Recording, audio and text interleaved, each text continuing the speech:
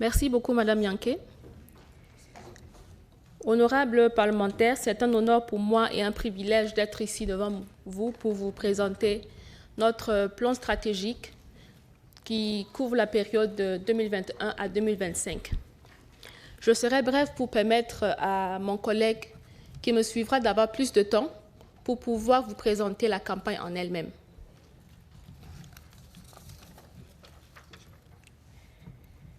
Tout d'abord, j'aimerais vous situer le contexte de l'élaboration de ce plan stratégique. Afin de mettre en œuvre la mission de l'Union africaine CFA, qui est d'autonomiser la fille africaine dans tous les domaines, de lui permettre d'avoir accès à ses droits et les opportunités tant sur le plan social, économique que politique, nous avons donc élaboré le plan stratégique, qui est notre troisième plan stratégique. Le thème de ce plan stratégique est « Renforcer la résilience pour favoriser le capital humain africain à travers l'éducation des filles et des femmes pour le développement durable ». L'élaboration de ce plan stratégique s'est appuyée sur les rapports d'évaluation des deux plans qui ont précédé, c'est-à-dire le plan qui a couvert la période de 2015 à 2017 et celle qui a suivi, qui a couvert de 2018 à 2020. Elle a également pris en compte le contexte actuel africain qui a été bouleversé par des catastrophes naturelles, par la pandémie, qui a imposé à tout le monde de repenser une nouvelle manière d'apprendre et d'enseigner. Contrairement aux deux premiers plans stratégiques qui ont couvert une période de 3 ans, nous avons aligné ce plan au CESA et qui finit donc en 2025. La nouveauté de ce plan stratégique, c'est la théorie du changement qui est appliquée dans la mise en œuvre de cette stratégie qui couvre de 2021 à 2025. La théorie du changement ici est le gender intelligence, c'est-à-dire les connaissances sur le genre qui permet donc de prendre en compte le concept de genre dans sa dualité, qui permet également aux hommes et aux femmes de mieux se comprendre, d'apprécier leurs différences et leurs contributions et de travailler ensemble pour un objectif commun. L'introduction de cette notion-là dans le système éducatif permettra également aux élèves d'avoir une compréhension de l'importance d'avoir les filles et les femmes travaillant ensemble et d'être également plus épanouies dans leur environnement professionnel plus tard. Donc, comme Mme Yanké l'a introduit tout à l'heure dans son discours, nous avons 4 axes stratégiques. Le premier axe stratégique se rapporte aux politiques et aux cadres éducatifs sensibles au genre. Le second se rapporte à la réforme des programmes scolaires et la formation des enseignants. Le troisième se rapporte aux sciences, à la technologie, à l'ingénierie, à l'art, les mathématiques, ainsi qu'au développement de nouvelles compétences. L'axe 4 se rapporte à l'éducation en situation d'urgence et de contexte humanitaire.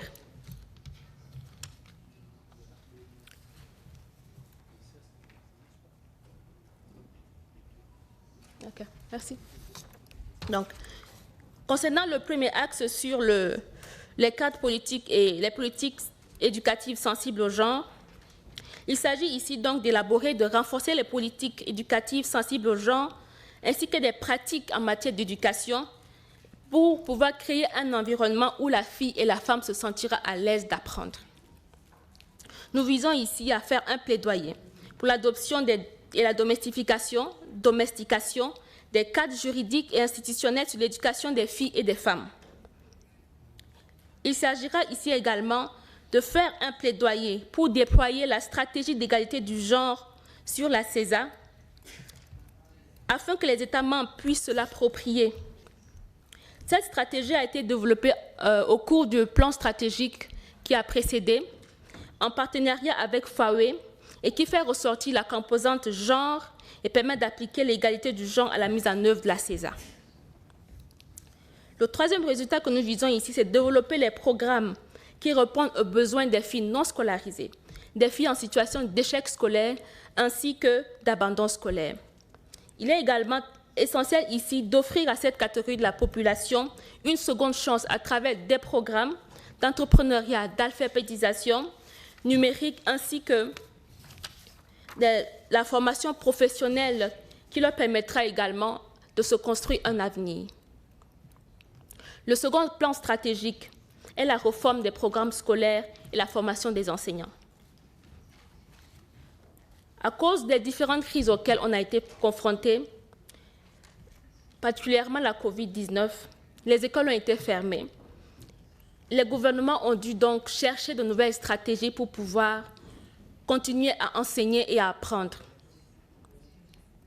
Il est en effet primordial donc d'entreprendre la réforme des programmes scolaires et la formation des enseignants afin qu'ils soient plus sensibles aux gens et adaptés aux défis du moment. Nous visons également à travers ce axe stratégique de travailler à avoir des ressources éducatives plus sensibles au genre afin que les filles soient plus mises en avant dans les manuels scolaires par exemple, d'intégrer la technologie sensible au genre, c'est-à-dire qui prennent en compte le fait que, en matière d'accès à la technologie, il y a déjà un fossé énorme qui existe entre l'accès à la technologie pour les filles et l'accès à la technologie pour les garçons. Il s'agit également ici de remettre l'enseignant au centre de son métier, de valoriser le métier d'enseignant. Le troisième axe stratégique se rapporte à la science, à la technologie, à l'ingénierie, à l'art et aux mathématiques, ainsi qu'au développement de nouvelles compétences. Nous savons tous ici qu'en matière de STEAM,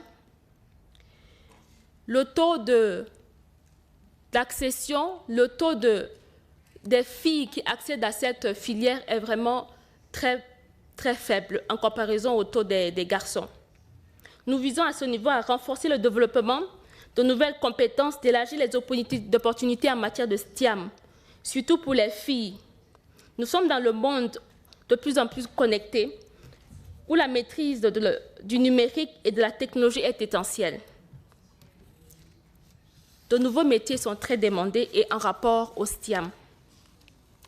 Nous devons donc renforcer le développement des compétences et créer des opportunités qui permettront aux jeunes filles de se lancer dans l'entrepreneuriat à travers la création de petites et moyennes entreprises et de faire d'elles des partenaires clés dans la mise en œuvre de l'accord de libre-échange continental ASLECAF, afin d'avoir également une croissance économique inclusive et une réduction de la pauvreté chez les filles et les femmes.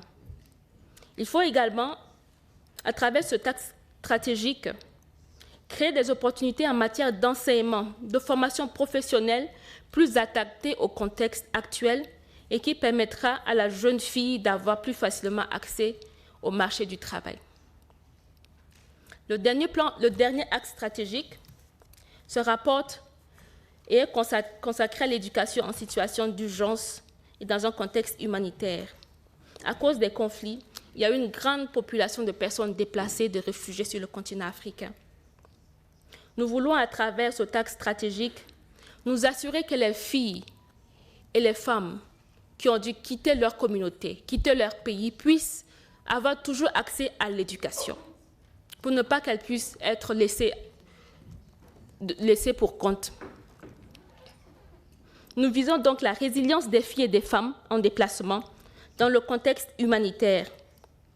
Pour cela, donc, nous devons donc assurer l'apprentissage, la continuité de l'apprentissage dans le contexte en soutenant les États membres dans le développement des mesures d'urgence en ce qui concerne l'éducation, de protéger les environnements d'enseignement et d'apprentissage, ainsi que de traiter l'impact de l'humanitaire sur l'éducation et sur le genre.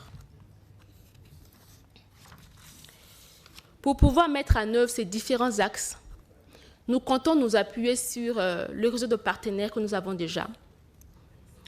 Chercher également de nouveaux partenaires. Nous nous appuierons également sur la recherche, sur les données, sur le renforcement des capacités des différentes parties prenantes, ainsi que sur un plaidoyer renforcé et une communication innovante pour plus d'efficacité.